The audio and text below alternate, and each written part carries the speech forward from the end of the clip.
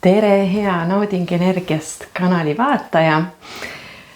Mul on hea meel, et oled tulnud jälle siia üle pika aja kokku saama. Minu viimasest videost on nüüd mõni aeg möödas, kuna ma käisin Eestis ja oli seal tegemist. Ja tänases videos tahtsingi rääkida siis, mis on paari viimase nädala jooksul toimunud ja natuke minu uutest kogemustest, uutest teadmistest. Et päris nüüd raske on jälle kohaneda, et Eestis oli vahepeal isegi ju lausa 13 kraadi, 10 kraadi ja nüüd tagasi siin Itaalias 30 kraadi. Ja kes te vaatate mind, võib-olla teid ju huvitab natukene tegelikult peale selle enesearengu ja vaimse maailma human designi oraklikaartide kindlasti teid huvitab ka siin elu Itaalias. Ma olen siin elanud üle 10 aasta Milano lähedal ja Eestis ka ikka küsiti, et kodus, et kuidas on siis elada välismaal, et minu jaoks on see juba nagu selline kodune, eks ju, igapäevaelu. Et eks olegi niimoodi, et kui sa oled kusagil juba ennast sisse seadnud, siis ongi igapäevaelu, et teed oma igapäeva asju. Aga muidugi Itaalia on nii suur riik, et siin on igas maakonnas midagi avastada nii lihtsalt looduse poolest, kui vaatamisväärsused, kulinaaria, ajalugu, et see on kõik väga rikkalik. Aga nüüd ma hommikul tegin väikse tiiru, et sisse elada, jalutasin siin kodu lähedal ja meil on siin väga-väga suur rahe vahepeal olnud. Et sellest olid isegi uudised. Kuna see kuuma laine nagu kogub kokku kuidagi mingit kuumust ja siis pärast seda tuleb mingi torm ja olid olnud sellised munast suuremad rahetükid, mis siis ka meie auto ära märgistasid, et ma vaatasin, kõndisin ringi tänaval, ma ei tea, kas ma liialdan, et iga 5. auto või ikka suht tavaline nähtus, et on saanud kahjustada autot, et on need mõlgid sees. Ja mõnes piirkonnas siin kuskil 10 kilomeetri raadiuses oli nii tugev rahe, et isegi auto aknad olid puruks pekstud. Et võt selline võimas loodus, millele inimene kuidagi moodi vastu ei saa. Et tuleb lihtsalt olukorraga leppida. Aga siis muust asjast. Otse kohe öeldes sain seekord Eestist omale Reiki õnnistuse. Käisin Reiki koolitusel. Kas sa tead, mis Reiki on? Reiki on siis selline universaalne teadlik tark energia, millega on võimalik tervendada ja kuna tal on teadvus, kuna see on intelligentne, siis see energia ise teab, mida, kuidas, mil määral tervendada. See on muidugi väga selline üldistav seletus. Et võib-olla oled kuulnud, et see on selline käte peale panemise meetod, mis on Jaapanist pärit. Aga mu enda kokkupuude on Reikiga olnud alguses siis lihtsalt uudishimu. Olen saanud ise mõned Reiki seanssid ja ma väga tajusin selle hüvesid, et kuidas on võimalik, et lihtsalt keegi paneb käed peale ja pärast on selline heaolu tunne ja selline tasakaalu tunne päev otsa ja keha veel integreerib seda. Et väga-väga võimas. Et sellest ma võin pikemalt ka siin mõnes teises videos rääkida. Ja Reikiga seoses siis mul nagu tuligi silme ette selline teekond, võib-olla siis minu enda teadlikkuse ja enesearengu teekond. Ja kui me räägime enesearengust, siis ma ei taha kindlasti rääkida mingist sellisest punnitatud õppimisest või nagu saavutamisest, et ma pean saama paremaks. aga mõtleme niimoodi, et inimene ongi tulnud siia maa peale õppima, eks ju, arenema. See on nagu evolutsioon, see peaks olema paratamatus. Et iga põlvkond siis oskab, tajub, tunneb kuidagi veel võimsamalt kui tema eelkäijad. Ja see kõik on loomulik osa. Et ma mõtlesin seda, et nagu evolutsioonis ma käisin paar kuud tagasi, nägin delfiini etendust. Ja ma ei teadnud, et delfiin on imetaja, eks ju, elab vees, ta ei ole kala, aga ta on imetaja, ta sünnitab oma pojad. Aga aastaid tagasi olevat delfiin olnud hoopis mingi koeralaadne olevus, et tal oligi 4 käppa, elas maismaal, aga siis evolutsiooni käigus oli ta sunnitud vette elama minema ja siis ta keha kohanes. Et see on kõik ju evolutsioon ja ma ei usu, et tänapäeva delfiin ütleb, et issand, kui loll mu esivanem oli, et ma nüüd pean saavutama kuidagi veel paremaks ennast, et ta lihtsalt läheb loodusega kaasa. Ja samamoodi inimene, et kui me räägime enese arengust, siis see on selline loomulik paremuse poole kulgemine, mis peaks tulema siis kuidagi kas sisemisest sellisest otsingust või sisemisest survest. Jah, aga siis mis see Reiki pani mind aru saama? See, et kuidas on võimalik ühe meetodi, ühe energia abil lihtsalt lahustada asju, olukordi, tervendada, parandada. Et mul läks natukene jutulõng. Ja et kui ma annan edasi Reiki energiat, et see Reiki praktik on siis nagu kanal, ta ei ole tervendaja, ta lihtsalt annab edasi, siis see vastuvõtja lihtsalt laseb toimida sellel energial. Ja samamoodi üldse elus me ei peaks, ma olen nüüd jõudnud sinnani, et tegelikult ei olegi vaja mingi õppida ja tervendada ja parandada, et sa lihtsalt oled. Et kui sa jõuad sinna kohta, et sa lihtsalt oled rahus ja hakkad seda oma südameteadlikkust tunnetama, siis ei olegi mingit selgitusi vaja. Aga selleks, et sinna maale mina jõudsin, olen ma palju asju läbi käinud. Ja mõtlesin, et teen teile väikse loetelu siin, mis mul meeles on, et mis mind on aidanud oma sellist heaolu parandada. Ja siis Reiki on nüüd see viimane hetkel siis kirstordil. Et eks ma ka alustasin lihtsalt võib-olla mingite selliste motiveerivate raamatute või kirjanduse lugemist, eneseabi, sellised psühholoogilised asjad. Eckhart Tolle kohalolu võim on see vist eesti keeles, The Power of Now, jooga, et ilma, et seda kuidagi nagu joogat sügavamaks filosoofiaks või praktikaks pidada. Et minu jaoks alguses jooga oli lihtsalt selline kehaliikumise võimalus. Ja nagu me teame, iga liikumine teeb head, eks ju, et mine kas või metsalla jalutama või kui metsa ei ole, kas või tänavale, nagu mina täna hommikul. Et kõik liikumine on hea. Et kõik see algab nagu sellisest maisemast ja üks asi viib teiseni. Ja siis tuli minu ellu human design. Aga human design ikkagi ju kirjeldab sulle, annab sinu mõistusele seletusi. Et see trikk ongi siis aru saada, et mõistus ei kontrolli elu, vaid sina oled oma elu looja läbi südame tasandi, sina oled valgusolend.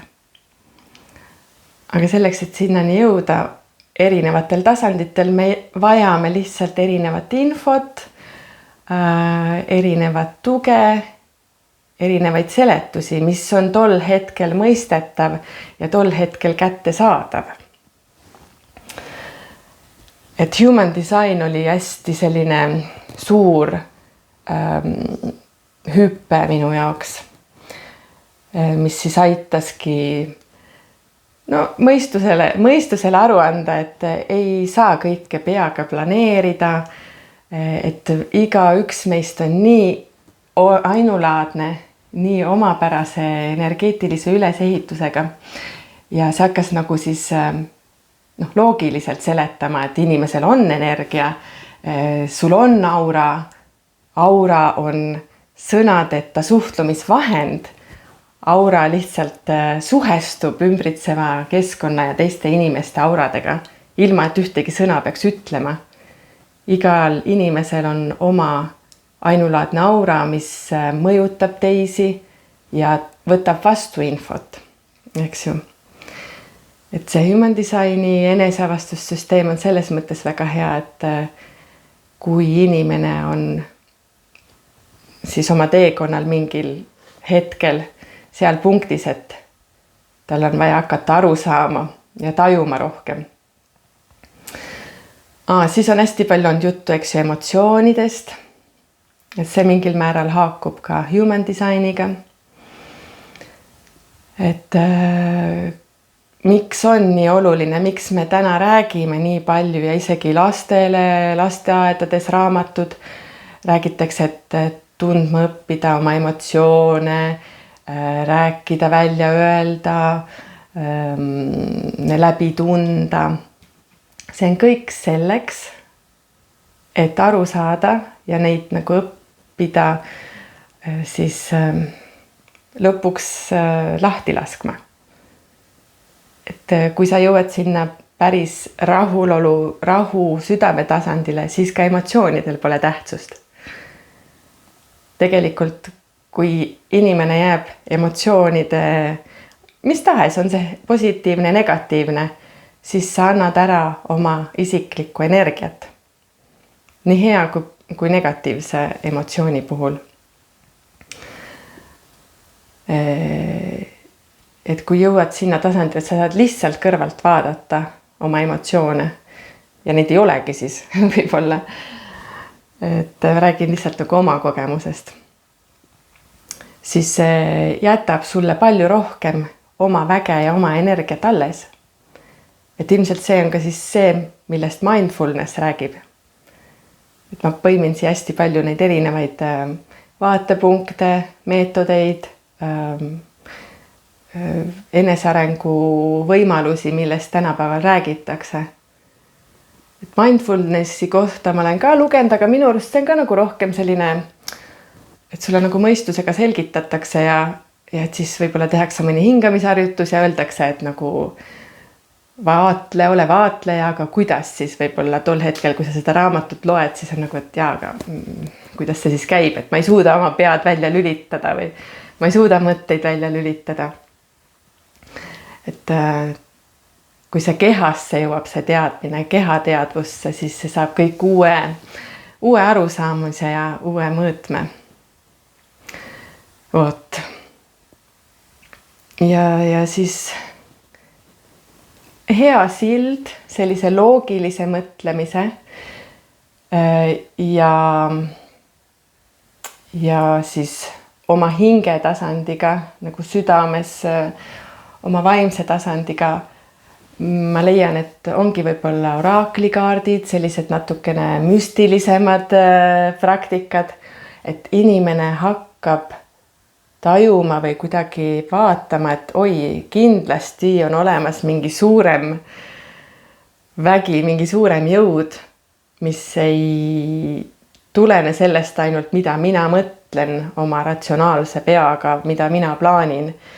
Et kui ma võtan siit kaardipakist, ikka tuleb nagu jonnakalt üks ja sama kaart välja nagu päevast päeva või mingil perioodil või kas või samas lugemises tõmbad mitu korda järjest kaarti, et siis ju on mingi asi, mis tahab meiega suhelda.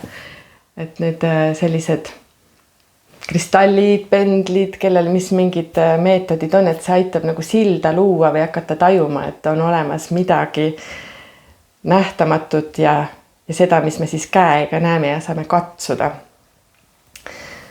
Ja see on nii tore, et ma ei tee nagu ühtegi seda meetodit või vaatenurka ühest või teisest tähtsamaks, et kõigil neil ongi omal hetkel vastavalt siis inimese vajadusele oma koht ja see on nagu loogiline ühendus järgmise sammuni. Vot. Ja tänu Reikile siis mina jõudsin selle sammuni, et tegelikult ongi kõik okei, et see on väga tore meelelahutus ja loomulikult oraklikaardid ju annavad kinnitust, tuge, kas või meelelahutust, eks ju. Aga nad ju võtavad ka sinult energiat ära, seda sinu isiklikku energiat. Kui sa oled sellega nõus, see on jumala okei, eks ju, me võime seda teha.